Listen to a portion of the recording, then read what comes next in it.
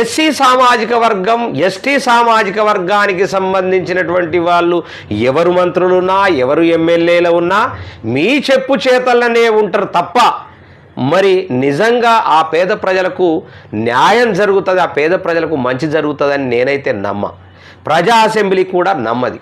ఎందుకోసం నమ్మది అంటే ఎవరు మంత్రి పదవులల్లో ఉన్నా, ఎవరు ఎమ్మెల్యేలైనా జరుగుతున్నది ఏంటంటే వాళ్ళ లెక్కలు వాళ్ళకు ఉంటాయి.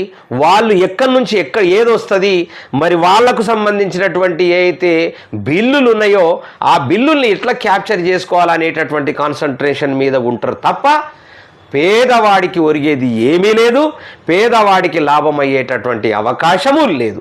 మరి ఆ పేదవాడికి న్యాయం జరిగే విధంగా ప్రజా అసెంబ్లీ కొట్లాడుతున్నది. డెఫినెట్గా ప్రజా అసెంబ్లీ ద్వారానే ఏదైనా న్యాయం జరగాల.